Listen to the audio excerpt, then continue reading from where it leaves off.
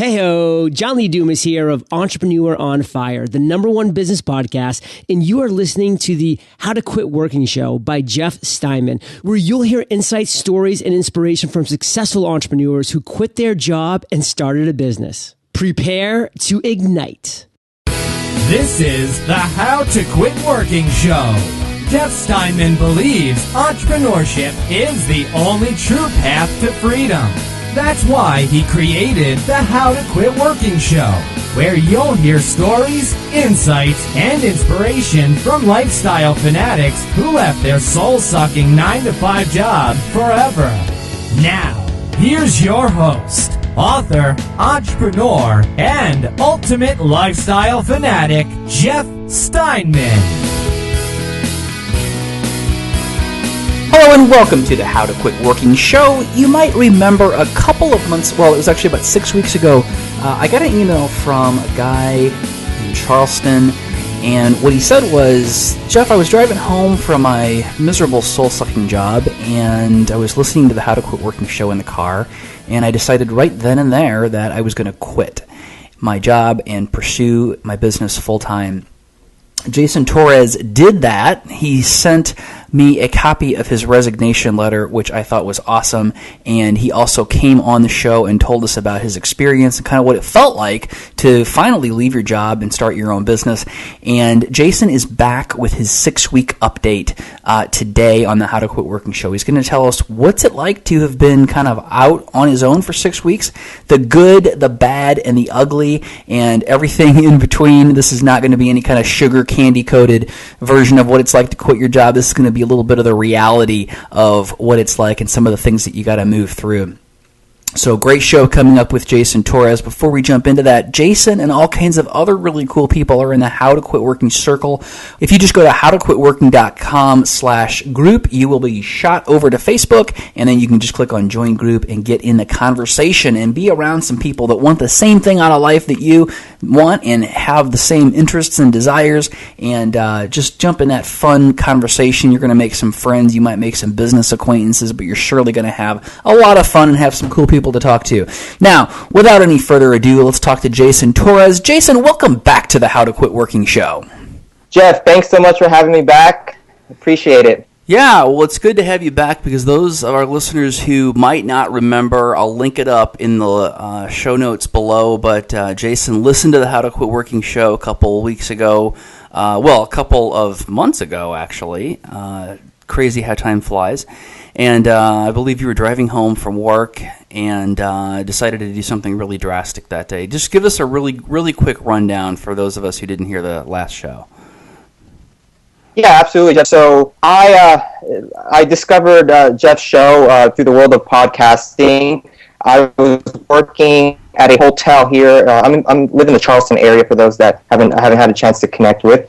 And, work long shifts, and it was a particular day, working late on the way home. I live an hour away from the downtown Charleston area and listened to the show, and I discovered Mr. Daniel Vance and his story, and if you haven't heard that episode, please do so. And I was just inspired, man. His story, and I just had to put myself in his shoes. It was one of those things where, man, if he can do it, certainly I can do it as well. And I just went home.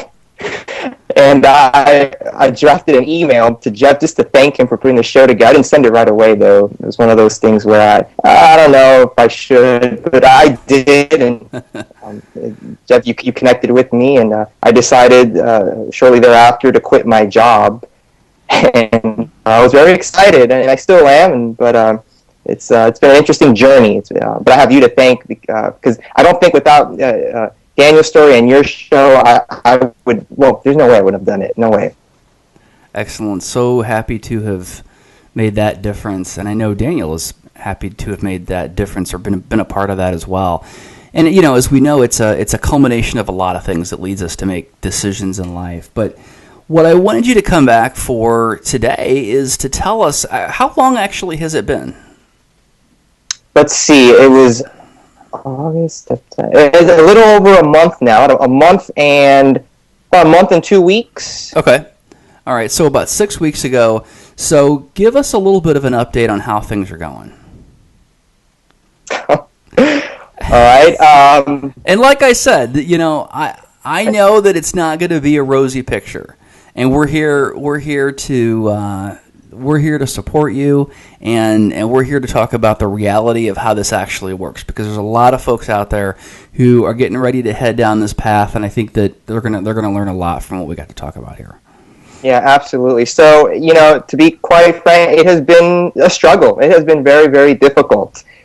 So whatever you may hear outside of our world, that when you quit your job and, you know, everything is, you know, peachy and rosy, it is not that, ladies and gentlemen. It has been tough. It has been hard financially for me. I've had, I try not to get emotional here, but it has been hard, and I've had some moments of success. So for those that don't know kind of what my ventures, my background has been in the direct sales, network marketing, multi-level marketing, whatever you want to call it. Which, on a side note, Jeff, I have to commend you. So about a few short months ago, I think you released an article on that, and I recommend you guys read that, because that's probably one of the best pieces of writing I've ever read in terms of the industry, and I thank you for that, because it puts it into good perspective. So that's my back, and then I also have aspirations to be a inspirational speaker, but my focus is on my network marketing business, and I've had some success, and but in patches. I've had more setbacks than that, and so with that comes a lot of doubt, a lot of self-talk. Did I make the right decision?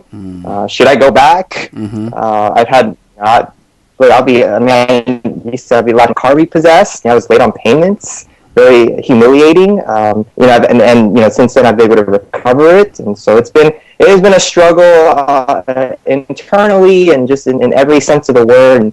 But again, this community is really what keeps me going. You know, reaching out to other mentors. But in short, it's been a struggle. It has been a struggle, but I'm very positive about it. That's the only reason I feel like keeps me going.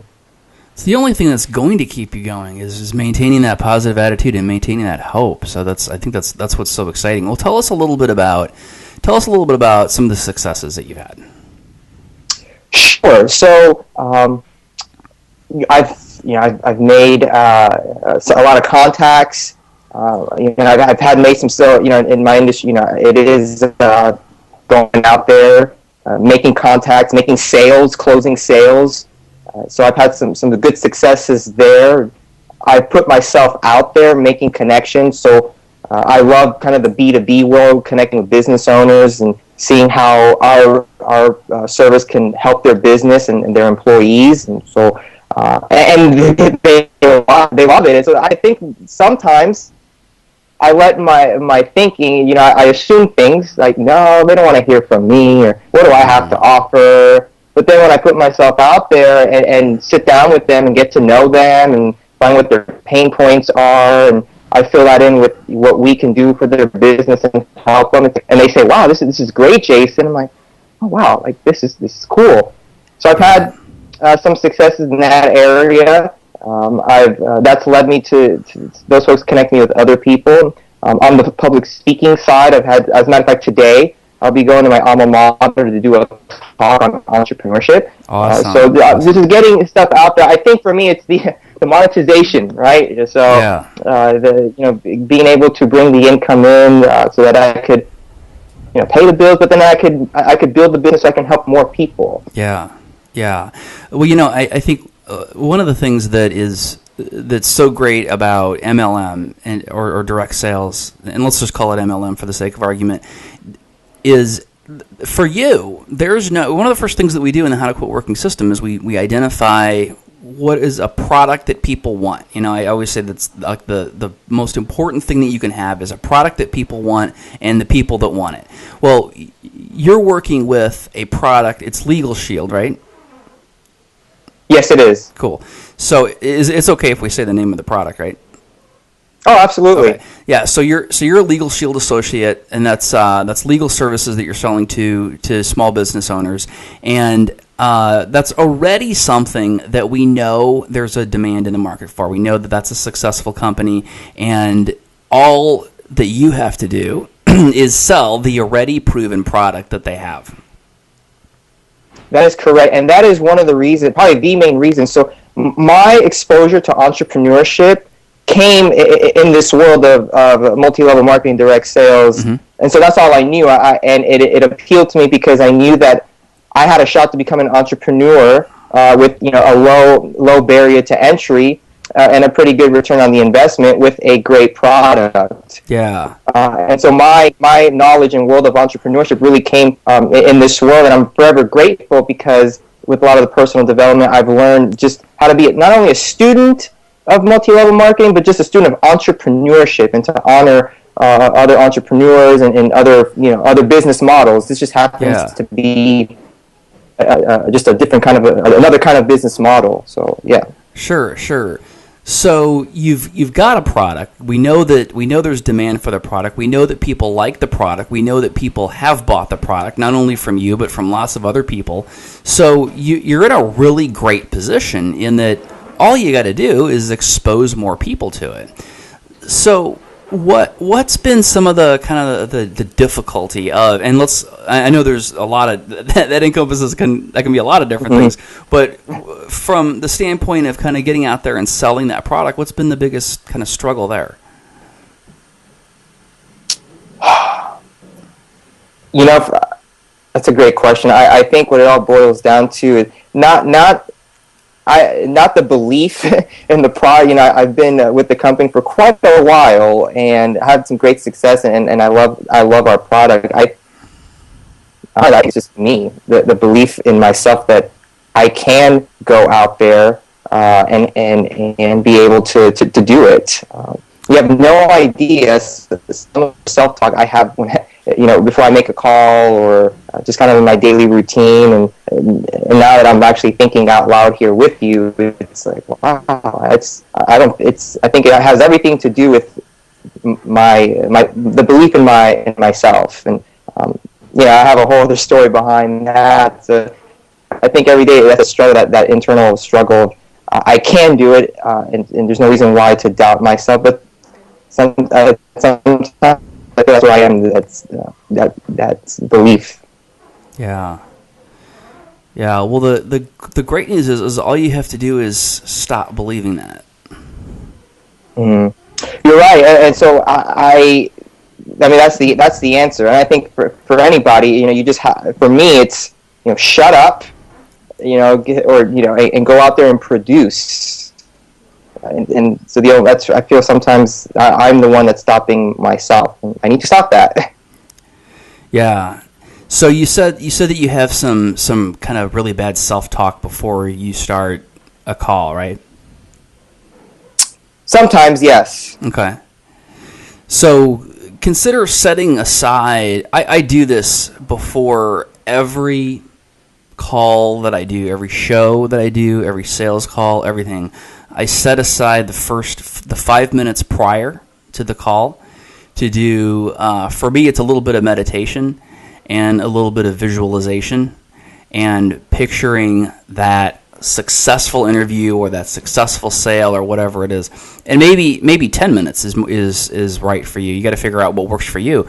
But consider being really deliberate about, and not only reactively, not only when you've got the negative stuff, but make sure that you're, before every call, taking that first 10 minutes or that 10 minutes prior and getting yourself relaxed and into a state where you've cleared out all of that bullshit about, you're not good enough. Because we all know, we all have the same self-talk. We all know what you're talking about. It's you're not good enough. Nobody wants to hear from you. They're never going to buy anything from you. You're probably going to end up back in a job, blah, blah, blah, blah.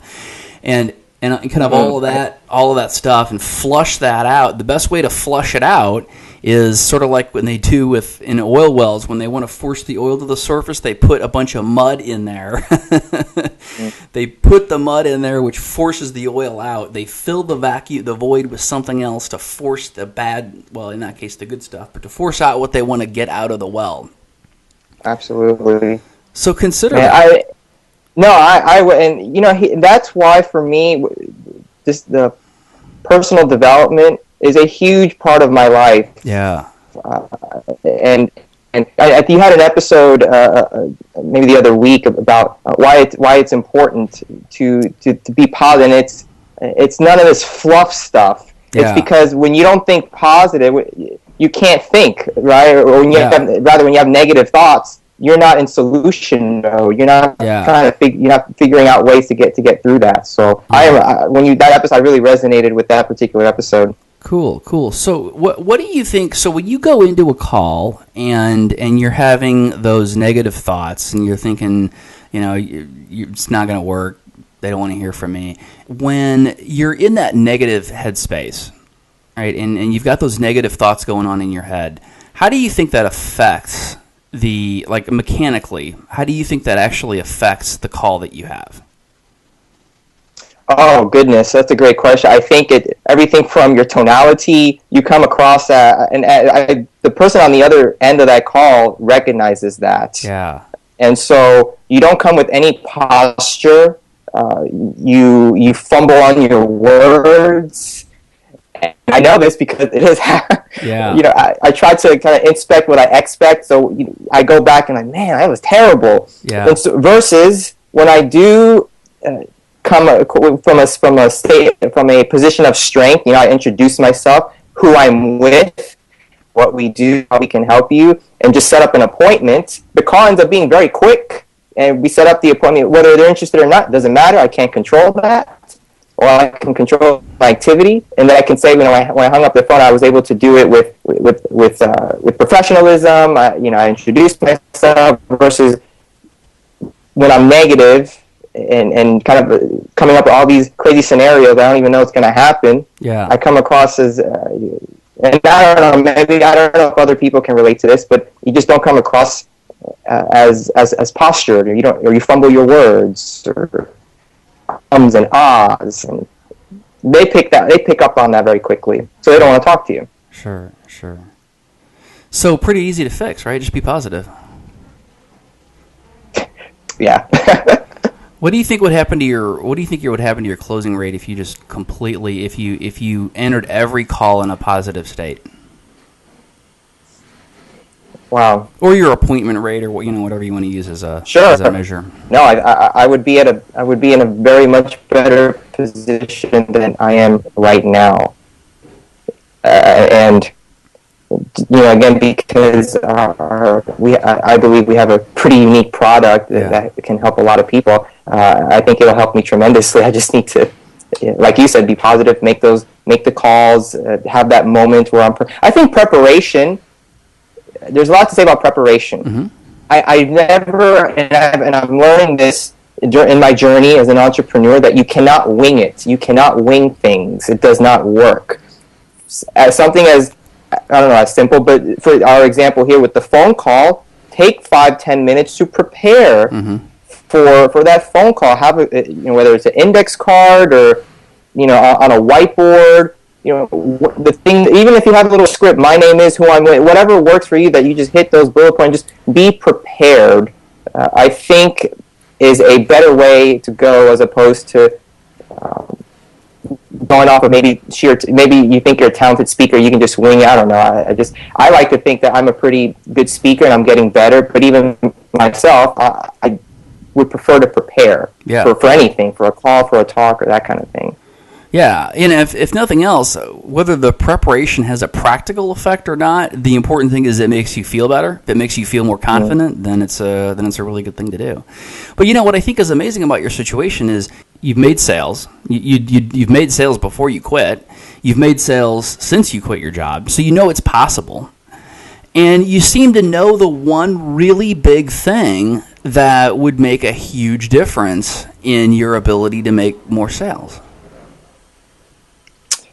Yeah, you're absolutely, and it's very interesting that this is the importance of, I guess, mentorship, or trying to find somebody where you can bring it from inside of you out. Because when you do that, you start hearing, like, you know what? I think I just answered my own question. Or I think I have found a solution to a problem. But it's great to have that person, like you, Jeff, here, where I'm talking to you, and I'm like, you know what, that makes sense, or some of the things you've talked about, I've never maybe thought of it that way. So if you don't have a mentor out there, you all, for those that are going through, please find somebody. in your hometown, someone that has achieved that, and we have, in my company, we have that, and that's another great. really great thing about MLM, good ones. Correct. Yes. We have, especially here in my area of Charleston, South Carolina, we have some great great leadership that I can lean on, and because they've gone through that, right? Yeah. And so, for all of you all as entrepreneurs or those that are getting ready to make that shift to leave your job, find a mentor. And I think that's something I need to continue to work on.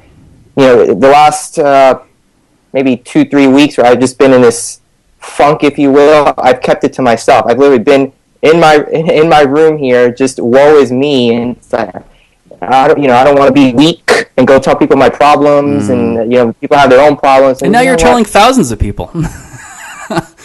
Right. Oh boy. But yeah, you all, mentorship is so important. I'm learning that every day. Yeah. Talk a little bit about your parents. Yes. So I don't know if anyone of you all, you have this desire to quit your job, become an entrepreneur, do work that matters, like I say often, but you have people that tell you that maybe it's not the best idea, and when that happens to be your parents, it's very tough, you all. It is very tough, and I think for me, what I've learned is to instead of, I guess, have that not argue, or maybe for those it's arguing, but I just want to show results, and I think that's the best way that I can show them that I can do it, is to provide them the results that I can do it. So for any of you, I don't know, maybe it's a spouse, significant other, someone important to you, I think the best way to show them, or prove them wrong, or whatever you want to put in it, is to go out there and produce and show them, like, look, I'm doing the deal. And I think sometimes, especially in our world of MLM, you have people that jump from one, they're looking for that shiny object syndrome, the next best thing. Yeah. And so what happens is, if you're in if you're in some kind of relationship, I think your spouse they're just tired of you jumping, right? They just want you to just go out there and get it done. Stop pitching the hype and things like that. And so for me, that's not necessarily kind of my situation. I've actually been with Legal Shield. That was my first and only company. But for me, it was just I haven't been able to show them those results yet. And so I didn't say anything. I just, I'm going to go out there and go help a lot of people and produce those results, and they'll see that. Mm-hmm. They'll see through my success that, wow, okay, maybe he need to be quiet. He's doing something.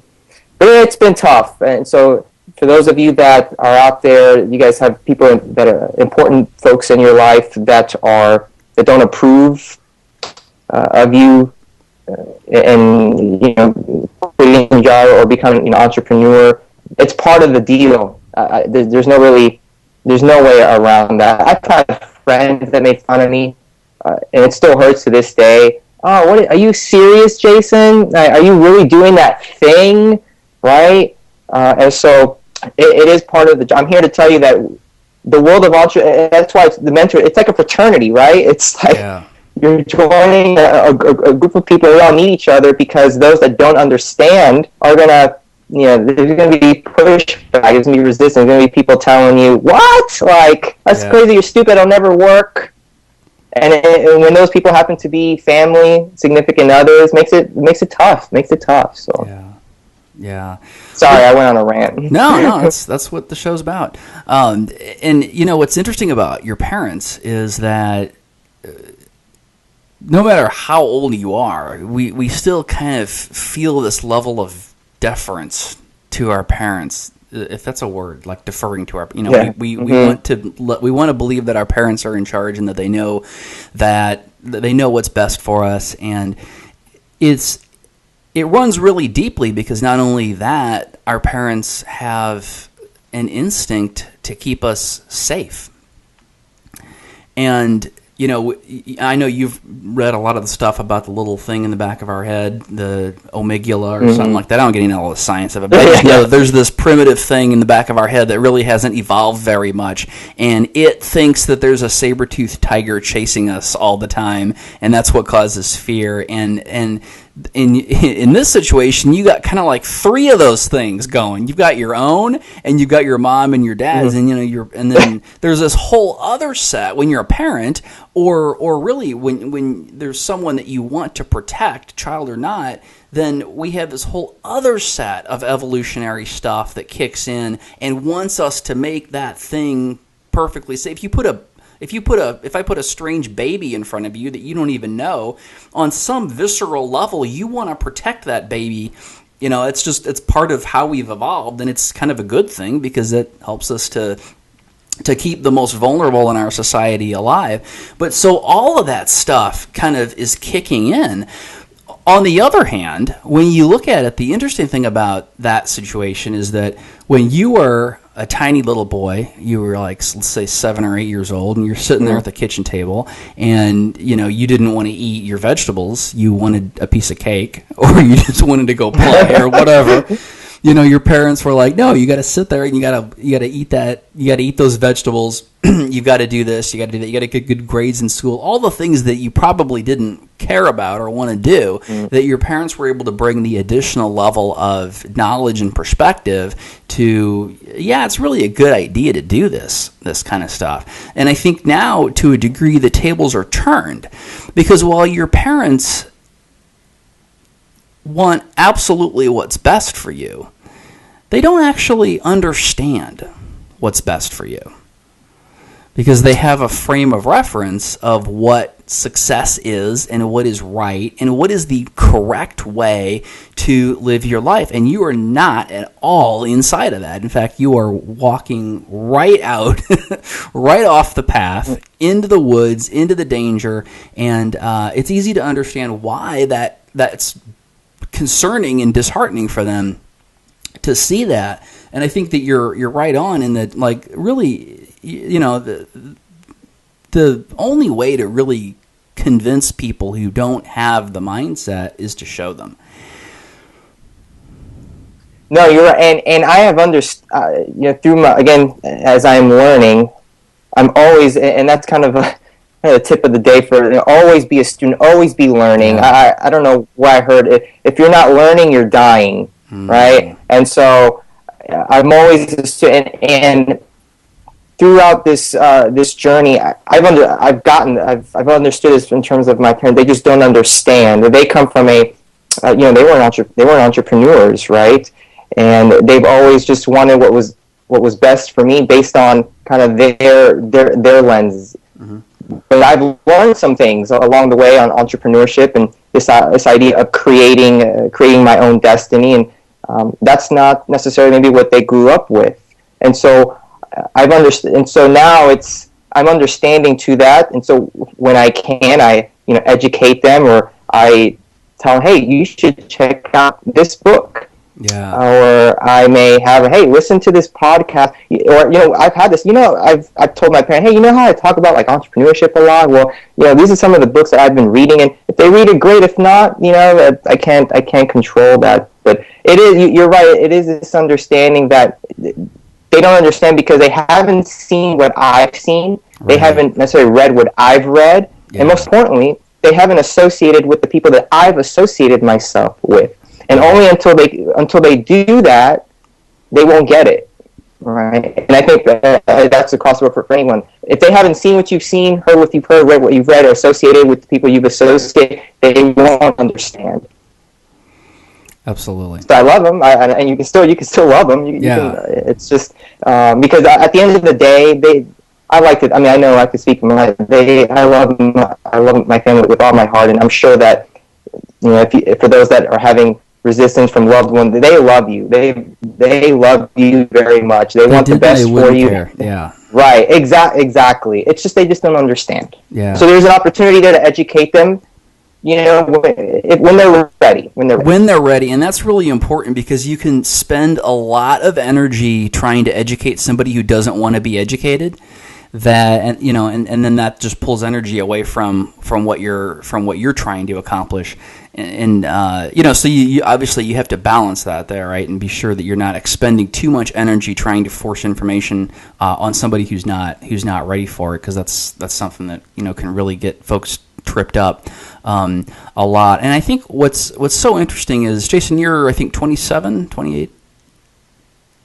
8. Mm-hmm. 28. Okay, so when you look at your parents, what are probably in their 50s, maybe early 60s. Mm-hmm. Okay. Early, 50s, yeah. Okay. So they're kind of a little bit more, I guess, on the borderline of baby boomers and Gen X. And what's so interesting is we had World War II, and after World War II, the baby boomers were born.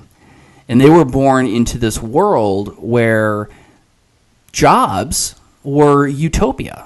It was everything that you could ask for. You would go and you would work for this company, and you would get a good living. You could buy a house. You could get a car, which was ordinary people driving cars. That was a big deal post-war. And it was a really great thing.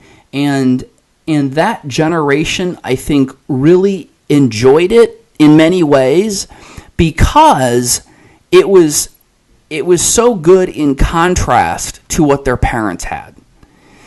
It was a huge, even though we view it as something that we're not interested in anymore, but for that generation, for the baby boomer generation, it was a huge step up.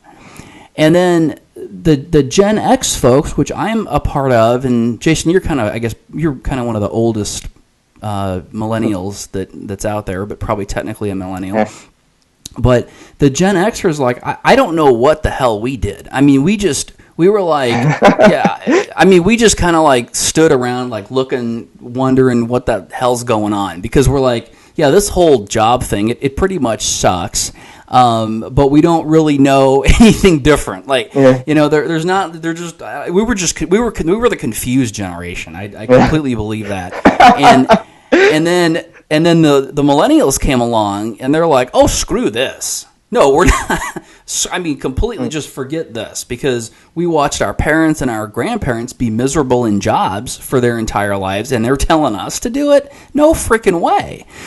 So that's why I think millennials in general are so hesitant to go down this path that their parents and grandparents went down. And who could blame them? Why would you?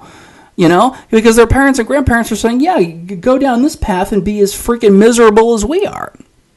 So I think it's a really exciting time, and you're certainly at the forefront, because all millennials are not, they're not putting one foot in front of the other and moving forward like you are. I think it's a pretty small percentage, because, again, they were raised by us, the Gen Xers in most cases, and we didn't quite know how to teach that generation something better. So I think this is a really exciting time, because we're seeing a whole huge shift in how we're going to go about essentially paying our bills and living our lives in the future. And you're at the forefront of that. And we need people like you. We need leaders like you to step up and show the rest of your generation how it's done. So I commend you for that, and I also think that it's important that you realize that what you're doing is not little, it's not small, it's not trivial. It's not only is it a very difficult journey for you personally, but it's also a very important journey. It's also a very important thing that you're doing that is really reshaping the way we look at everything in this world. So I commend you for everything that you're doing. And also, the thing that I think is so interesting is that the only thing standing between you and being successful is yourself, and that little bit of mindset issue that you've got going on. And I know you can push through that. There's no question in my mind that you can push through that. Yeah.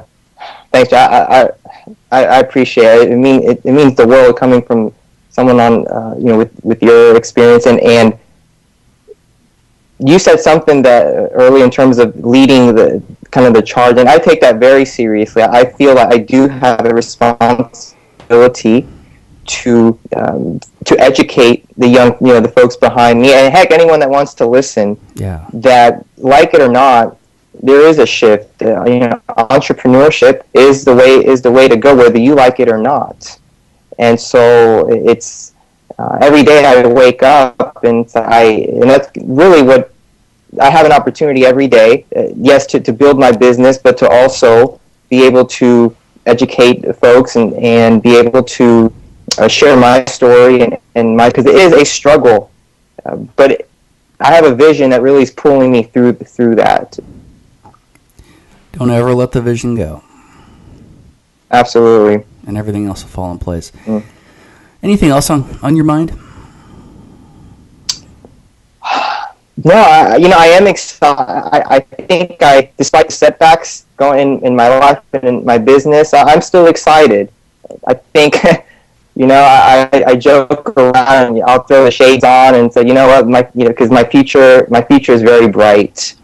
And one of the things that I have I can't turn my computer on, but I have a mantra here that says that if it doesn't challenge you, it won't change you. And so I know that everything that I've been going through as of late, and even in just everything in my life, it's been a challenge. But I'm changing. I'm evolving for the good, because then I can pay it forward for those that are going through the same struggles or even worse. So I can come from a place of understanding. So look, I know how you feel, and we can go through this together if you so choose. So exciting times. I know if it doesn't challenge you, it won't change you, it won't change me. So I know this is required, this is necessary, all these challenges. But I'm the one that can kind of get through that in terms of getting over myself and being positive and moving forward.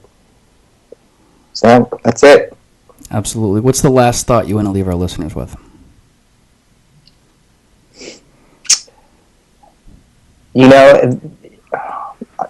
I love entrepreneurship, and for this reason here, to be able to have these meaningful conversations.